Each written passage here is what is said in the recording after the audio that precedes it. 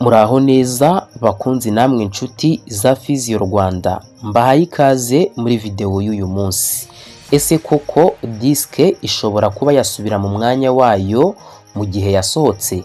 Iki nicyo tugiye kwibandaho. Abantu benshi baravuga bati disque yanjye yarasohotse, muganga yambwiye ko mfite slipped disc cyangwa se disque yanyereye ikava mu mwanya wayo. Ese disque koko yasohotse ishobora gusubira mu mwanya wayo? Hari ubwoba bwinshi kuri iri jambo ryo kubwirwa ngo disque yasohotse. Iyi disque mvuga ni disque y'umugongo. Uyu munsi rero tugiye gusobanurira hamwe disque ni iki mu by'ukuri, icyo bivuze iyo bavuga ngo yasohotse. Ese koko disque ishobora gusubira mu mwanya wayo? Kuki se abantu benshi bakira nubwo bavuga yuko disque yabo yasohotse? Reka dutangire dusobanukirwe neza. Gusa niba wadukurikira gutarakanda subscribe cyangwa bikaba ari bwo bwa mbere wumvise ijwi ryanjye udukurikiye aka kanya, kanda like ukande na subscribe, ubuke no gufungura inzogera kugira ngo amamenyesha cyangwa se nitujya dushyiraho video nshya igihe itikugeraho gatanu ku kandi. Twihuse rero, disque mbere na mbere ni iki? Burya mu mugongo dufite amagufwa ariyo bita vertebra, hagati y'ayo magufwa niho haba harimo disque.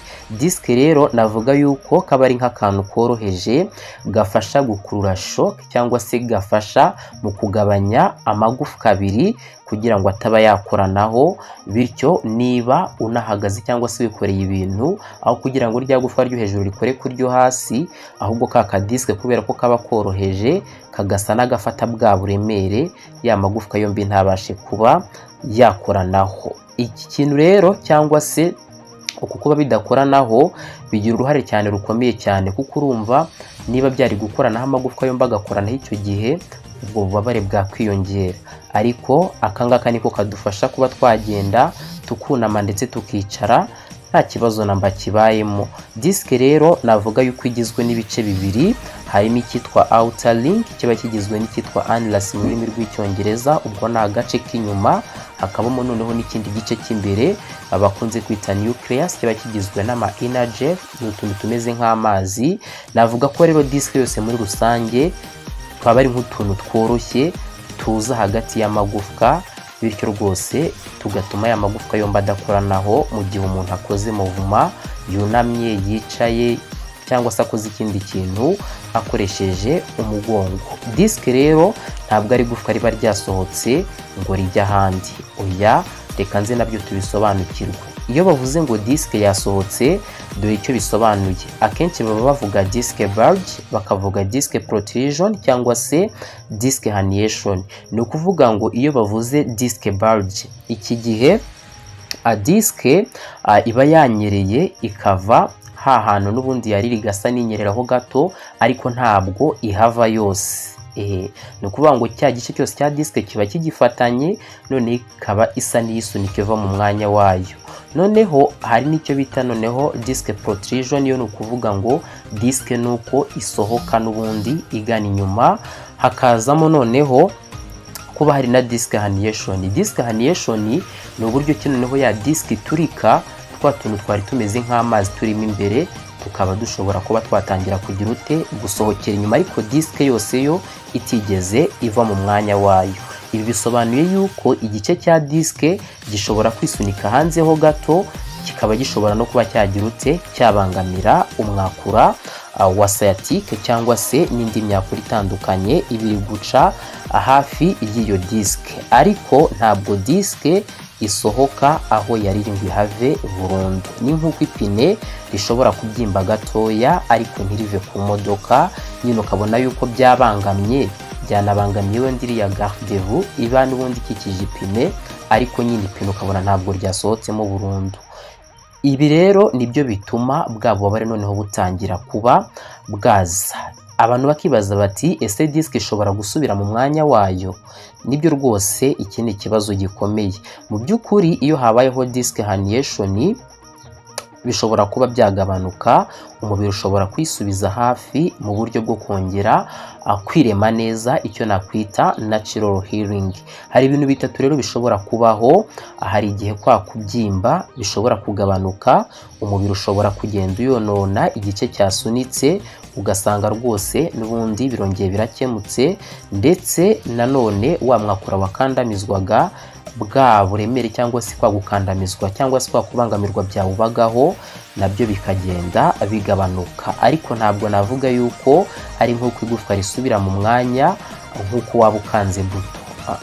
Ni ukuvuga ngo disike yo bitwara igihe, ni process, kuko ubushakashatsi bwerekanye ko abantu benshi bafite ikibazo cya disike bulge cyangwa se ya disike yanyereye ntabwo bakunze kugira ububabare. Ibi bivuze ko disike atari itera ububabare buri gihe. Kuki rero abantu benshi bakira nubwo bavuga yuko disike yabo yasohotse?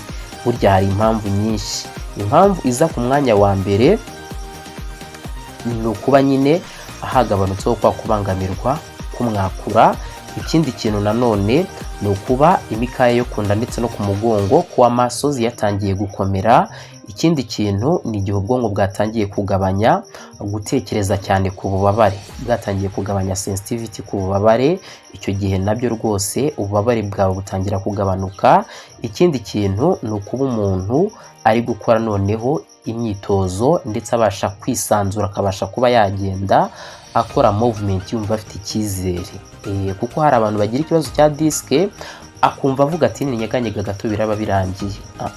Wa muntu nto watangiye gukora imyitozo yumva abasha kugenda, yumva abasha gukora buri kimwe, icyo nicyo gishobora gutuma umuntu abasha kuba yakira mu by'ukuri nubwo disike yiwe yaba yasohotse. Navuga ko rero ububabare ntabwo buterwa na disike gusa, ahubwo akenshi ububabare buterwa no kuba disike yagiye ikabangamira wa mwakura, cyangwa se hakaba hakwiyongeraho no kuba imikaya yo kunda no ku mugongo idakomeye cyangwa se idafite imbaraga. Hakaba hakiyongeraho n'ikibazo cy'imihangayiko nko ku bwonko cyangwa se ikibazo cyo kugira ubwoba, gishobora gutuma bwa bubabare bukomeza kugenda bwiyongera umwanya ku wundi. Ni ryari rero disike ishobora kuba ikibazo gikomeye? Hari ibimenyetso bigomba kwitabwaho. Burya igihe hari intege nke zikomeye mu kuguru, ukumva ukuguru gutangiye gucika intege, by'umwihariko ukumva nta mbaraga, cyangwa se ukumva utangiye kubura kontrole yo kwihagarika, ntabwo ari wowe uri kubigenzura, muri make